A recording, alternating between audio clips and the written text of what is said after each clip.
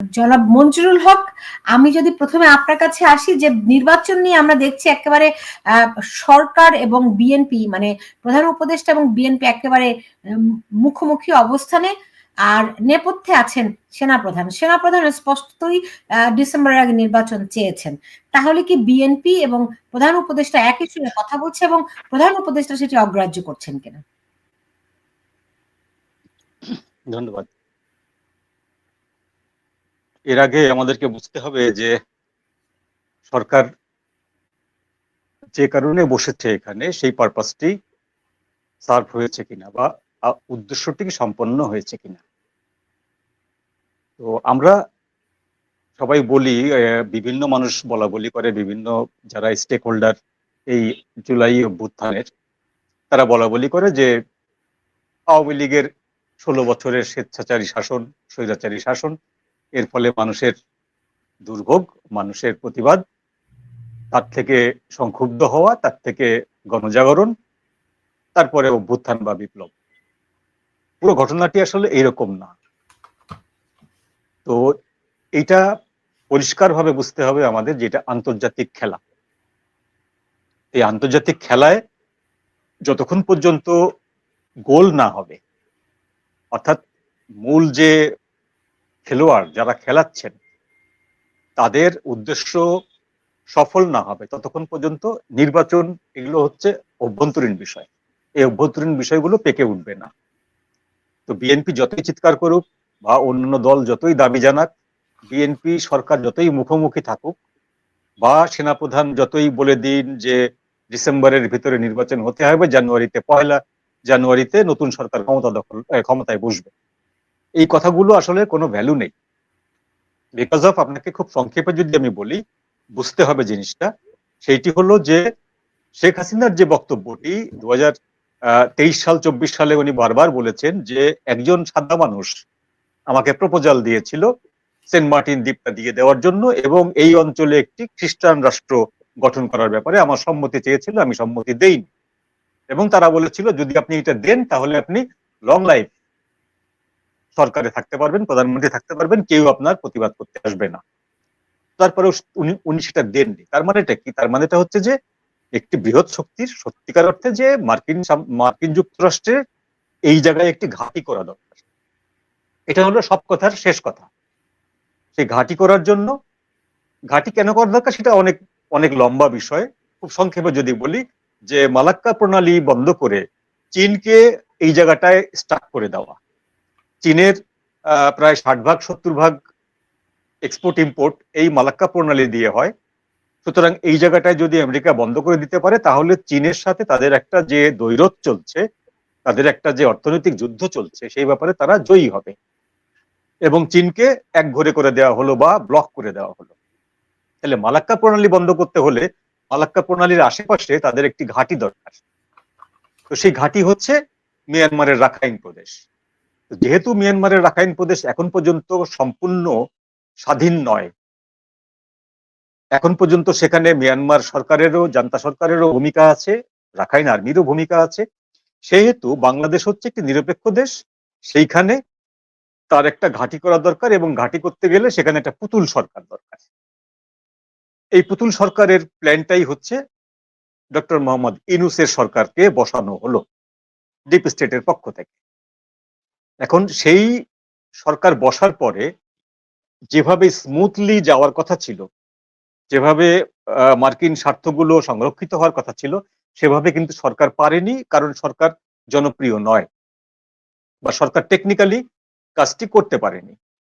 সেহেতু যতক্ষণ পর্যন্ত না ওই ঘাঁটিটা নিশ্চিত হচ্ছে, যতক্ষণ পর্যন্ত না ওখান দিয়ে রাখাইন আর্মির কাছে লজিস্টিক পৌঁছাচ্ছে, এবং রাখাইন আর্মি মিয়ানমারের একটা বড় অংশ দখল করে মিয়ানমারের যে রেয়ার মিনারেল আর্থ যে আছে সেগুলোকে আমেরিকার মানে আমেরিকার কাছে হস্তান্তর করছে বা আমেরিকা নিতে পারছে, ততক্ষণ পর্যন্ত এই বাংলাদেশে স্টেবল একটি নির্বাচন বা পরিস্থিতি শান্ত করার মতন কোনো বিষয় আসবে না। তো এই না আসার ফলে যেটা হবে, যে এই যে তিন পক্ষ, বিরোধী দল বা ডক্টর ইউনূসের বিপক্ষ দল, বাংলাদেশ সেনাবাহিনী এবং ডক্টর ইউনূসের পক্ষের দল সহ ডক্টর ইউনূস, এই তিন পক্ষের যে নির্বাচন নিয়ে যে টানা হেঁচড়া চলছে, যে চাপানুতর চলছে, সেইখানে আগামী 1 বছর এইভাবে চলতে থাকবে। বিএনপি আলটিমেটাম দেবে, জেনারেল ওয়াকারুজ্জামান আলটিমেটাম দেবেন, সরকার বিভিন্নভাবে এই জিনিসটি উপেক্ষা করবেন। উপেক্ষা করার পরে যখন দেখবেন যে হ্যাঁ এখানে তাদের স্বার্থটা সংরক্ষিত হয়েছে, তিনি যে পারপাসে এখানে বসেছিলেন, যে দায়িত্ব নিয়ে বসেছিলেন সেটি সম্পন্ন করতে পেরেছেন, তখন তিনি নির্বাচন দেবেন। এর আগ পর্যন্ত নির্বাচন নিয়ে আমরা এই যে টানাপোড়েন বা টানটান উত্তেজনা, এগুলো দেখতে থাকবো। এগুলোর বেসিক্যালি কোনো পরিণতি নেই। ধন্যবাদ। নাজমুল হাসান কলিমুল্লাহ, আপনিও কি এমনটাই মনে করেন কিনা? জি স্যার, আমার কথা কি ধন্যবাদ। শুনতে পাচ্ছেন? হ্যাঁ। দেখুন, আমার সহ আলোচক মহোদয় যে বিশ্লেষণটি হাজির করলেন, এর সঙ্গে আপনার দ্বিমত প্রকাশ করার কোনো স্পেস বা স্কোপ আছে বলে আমি মনে করি না, বরং তার সঙ্গে আরো কিছু কমপ্লিমেন্ট সাপ্লিমেন্ট করা যেতে পারে। কিরকম? আপনি তো জানেন যে আমি একটা পুরো পার্সপেক্টিভ ধরে যে কোনো ব্যাখ্যা হাজির করি। আমি সেটি আবার মনে করিয়ে দিতে চাই। পৃথিবীর যে রাজনৈতিক মানচিত্র, সেটি বড় আকারে আপনার পরিবর্তিত হয়েছিল প্রথম মহাযুদ্ধ অবসানের পরে, দ্বিতীয় মহাযুদ্ধ অবসানের পরে, তৃতীয়বার 90-এর গ্লোরিয়াস রেভলিউশনের পরে union of Soviet socialist Republic ভেঙে খান খান হয়ে যায়। তার মধ্য থেকে 15টি নতুন রাষ্ট্রের জন্ম হয়। এখন এই চতুর্থ ফেজ আমাদের দ্বার প্রান্তে, যেখানে রিড্রয়িং অফ দ্য ওয়ার্ল্ড ম্যাপ আবারও ঘটবে, এবং বাংলাদেশ হচ্ছে একটা মাস বা সোজা কথায় সীমান্তবর্তী এলাকা। খেয়াল করে দেখেন, আপনার মরক্কো থেকে শুরু করে টানা পাকিস্তান পর্যন্ত জিওগ্রাফিক্যালি কন্টিগুয়াস মুসলিম সংখ্যাগরিষ্ঠ জনগোষ্ঠীর অধ্যুষিত অঞ্চল। দ্বিতীয় যে বিচ্ছিন্ন অঞ্চলটি আছে সেটি হচ্ছে Malayan archipelago, Indonesia, Malaysia, Brunei, Darussalam, southern Philippines. এরপরে তৃতীয় আইসোলেটেড যে পকেটটা, সেটা হচ্ছে বাংলা ভাষাভাষী মুসলিম সংখ্যাগরিষ্ঠ অঞ্চল, বাংলাদেশ, সন্নিহিত পশ্চিমবঙ্গ, আসাম এবং আপনার পার্বত্য ত্রিপুরা অঞ্চলেও এটা সম্প্রসারিত। এখানে আপনার ওই যে খ্রিস্ট পূর্ব 2700 বছর আগে আপনার 10টি যে গোত্র হারিয়ে গিয়েছিল ইসরায়েলাইটদের, তার মধ্যে একটি বনি মানাসা, তারা আসারীয় পারসিকিউশনের মুখোমুখি হয়ে আমাদের এই অঞ্চলে এসে থিত হয়, মণিপুর এবং মিজোরামে। এবং এমনকি আমাদের এই যে সাজেক ভ্যালি, সেখানেও কিন্তু একটি ইহুদি গ্রাম খুঁজে পাওয়া গিয়েছিল।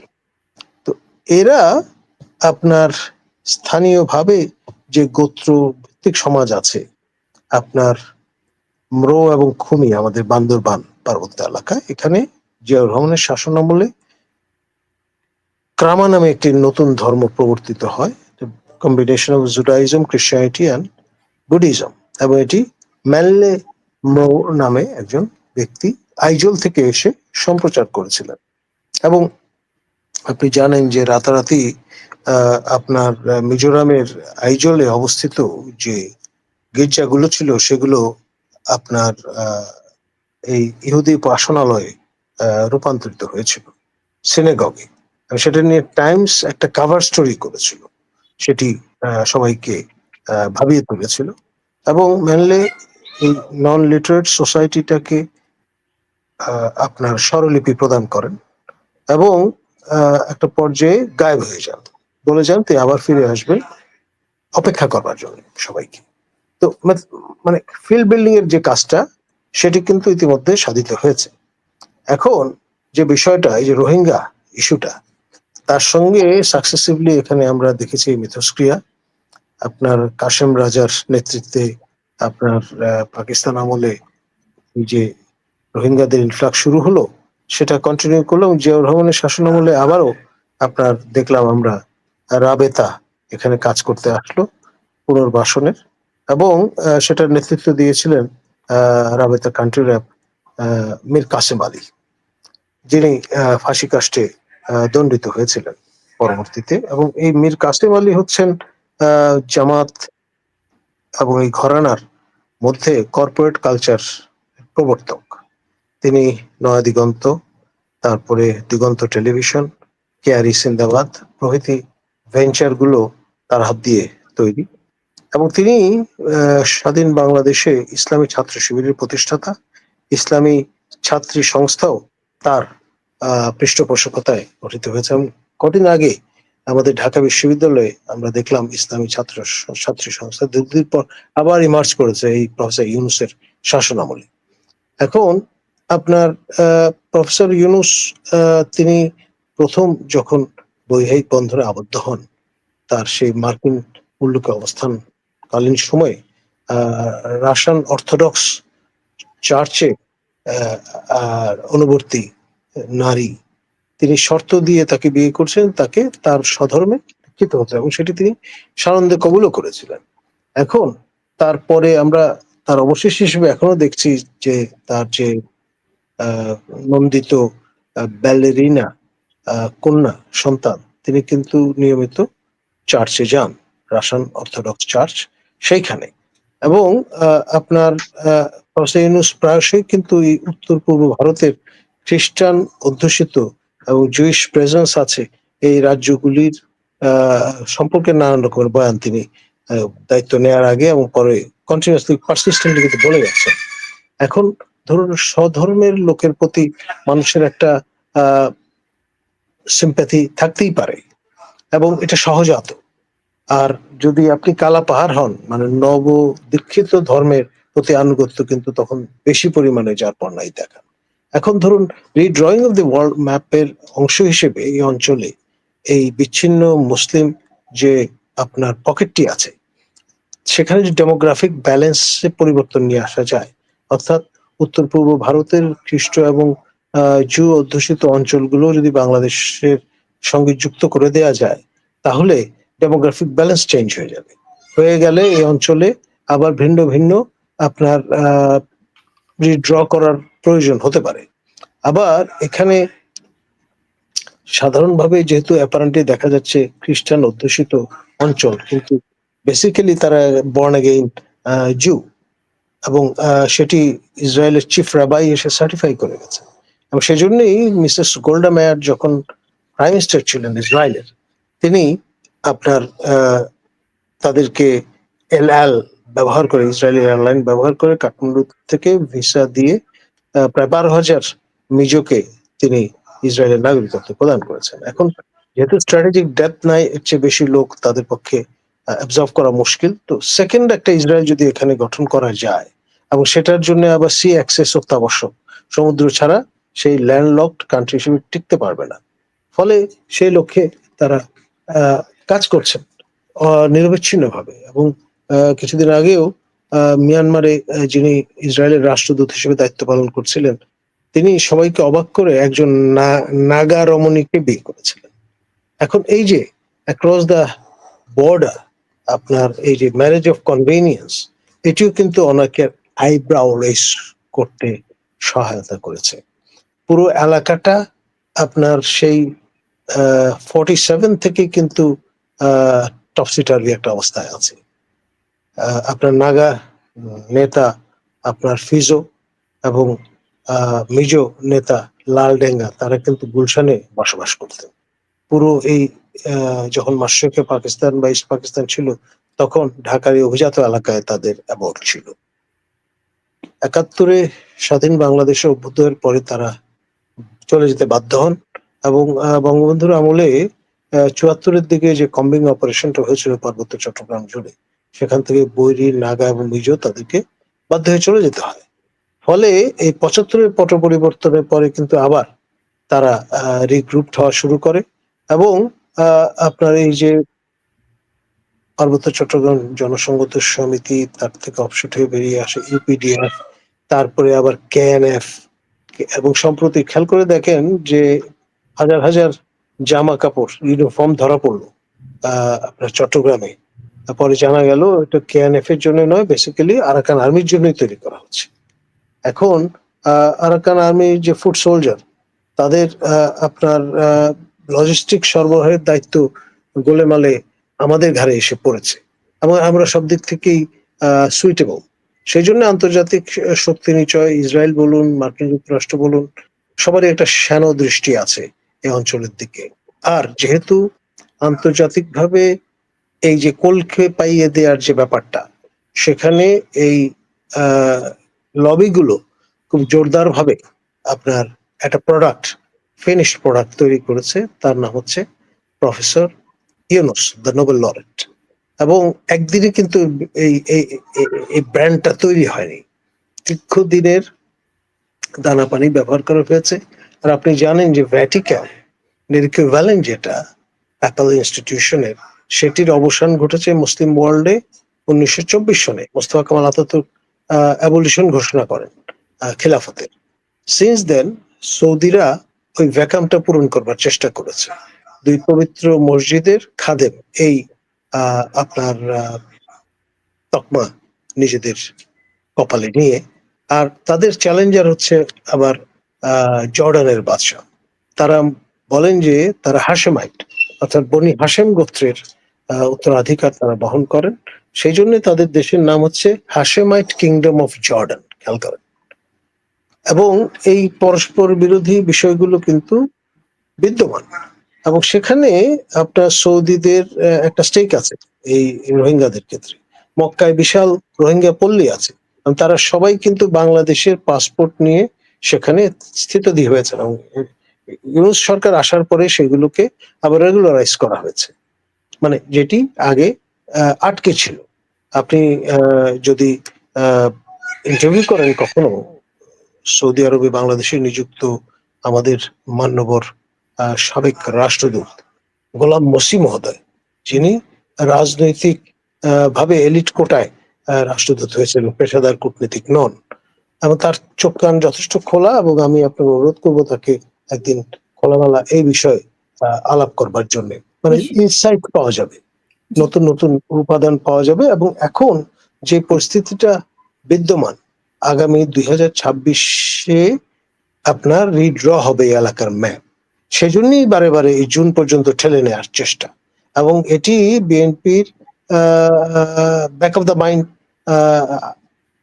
প্রবেশ করেছে, এবং সেই কারণে আজকে পরিষ্কার তারা বলে দিয়েছেন যে এই দেশে ডিসেম্বরে যদি নির্বাচন আয়োজন না করা যায়, তাহলে বাংলাদেশে আর কখনো নির্বাচন হবে না। খেয়াল করেন, একটা রাজনৈতিক দল, সবচেয়ে বড় ক্রিয়াশীল বাংলাদেশের মেইনস্ট্রিম রাজনৈতিক দলের পক্ষ থেকে এই রকমের সুপারলেটিভ বাক্য কখনোই তারা বলতে পারেন না, ডেসপারেট না হলে। তাদের কাছে খবর আছে বলেই তারা বলেছেন। এমনকি দুদু সাহেব পরিষ্কার বলে দিয়েছেন আগের দিন যে ইউনূস সাহেব যদি তারিখ দিতে অপারগ হন, আমরাই তারিখ দিয়ে দেবো। খেয়াল করেন তো এটা, এই কথাগুলো কেন বলছেন? তারা তো আপনার একটা অন দ্য ফ্রিঞ্জ অথবা প্রান্তস্থ রাজনৈতিক দল নয়। তারা 2 থেকে 3 বার তারা সরকার গঠন করেছেন, 2 বার লম্বা সময়ের জন্য, 1 বার স্বল্প সময়ের জন্য। কিন্তু তারা তো ইররেসপন্সিবল কথা বলতে পারেন না, বলবেনও না। এমনকি তরুণ তুর্কি নেতা তারেক রহমান, তিনিও কিন্তু একটা পরিষ্কার বয়ান হাজির করছেন যে ডিসেম্বরেই নির্বাচন হচ্ছে। আর সেখানে প্রফেসর ইউনূস জাপানে বসে বলছেন একমাত্র বিএনপি ছাড়া সকল দল নির্বাচন চায় না। এটাও কিন্তু ঢালাও বক্তব্য। আমি মনে করি এখানে অতি সরলীকরণের আশ্রয় নেওয়া হয়েছে। মানে তিনি ডেসপারেটলি চেষ্টা করছেন তার টিম সহ আপনার সময় ক্ষেপণ করতে। আর সময় ক্ষেপণ করলেই তখন ফ্যাসিলিটেশন করা যাবে রিড্রয়িং অফ দ্য ম্যাপের বিষয়টা, এবং নতুনতর বাস্তবতায় তখন লোকজন এতটাই আপনার ম্যাসমারাইজড হয়ে যাবে, তখন আর নির্বাচন দাঁড়িয়ে যাবে, এটা সেকেন্ডারি বিষয়। মূল বিষয় মানে নিজের দেশের অখণ্ডতা রক্ষাটাই হয়ে দাঁড়াবে সবচেয়ে বড় ইস্যু। এবং আমাদের সশস্ত্র বাহিনী দেশপ্রেমিক সেনা প্রধান, তিনিও কিন্তু সঙ্গে পরবর্তীতে বিমান বাহিনী প্রধান, তিনিও কিন্তু বলেছেন যে রাষ্ট্রের অখণ্ডতা, রাষ্ট্রের সার্বভৌমত্ব যে কোনো মূল্যে তা রক্ষা করতে বদ্ধপরিকর। এবং সেই জন্যই বলা হয়েছে 1 January 2026 is the cut off date. তো সেই জন্য বিষয়গুলো কিন্তু সহজভাবে দেখবার সুযোগ নেই। আরেকটা কথা আমি বলে রাখি, আপনার সবচেয়ে পুরনো ডিনোমিনেশন হচ্ছে ক্রিশ্চিয়ানিটির মধ্যে ক্যাথলিসিজম বা ক্যাথলিক চার্চ। ক্যাথলিক চার্চের নিজস্ব গোয়েন্দা বাহিনী আছে, ওপাস ডা, এবং এটি প্রতিটি দেশে ক্রিয়াশীল। এবং ওপাস ডায়ের সঙ্গে মানে তাদের আশীর্বাদ আমাদের প্রফেসর সাহেবের উপর ডেফিনেটলি আছে। এবং খেয়াল করে দেখেন আনস্ক্যাজুয়াল ভাবে তিনি কিন্তু মধ্যপ্রাচ্য থেকে ভ্যাটিকানে উপনীত হয়েছিলেন পোপের অন্ত্যেষ্টিক্রিয়ায় অংশগ্রহণ করবার জন্য। এটা নিছক মানবিক কারণে গেছেন আমি সেটা মনে করি না। এই কথাগুলো ঝেড়ে কেসে বলতে হবে। আপনি যদি দ্বিমত প্রকাশ করেন কোনো সমস্যা নাই, কিন্তু তার যৌক্তিক হতে হবে। আপনার ওই স্টিগমাটাইজ করার জন্য আপনি একটা শফিক মহোদয়ের স্টাইলে কথাবার্তা বলা শুরু করে দিলেন। I will not accept that. আমি বুঝতে পেরেছি। আমরা কথা বলি জনস্বার্থে। শফিক মহোদয় মাসের শেষে কথা বলার জন্য পে চেক পান, এই বিষয়টাও কিন্তু ভুলে গেলে চলবে না।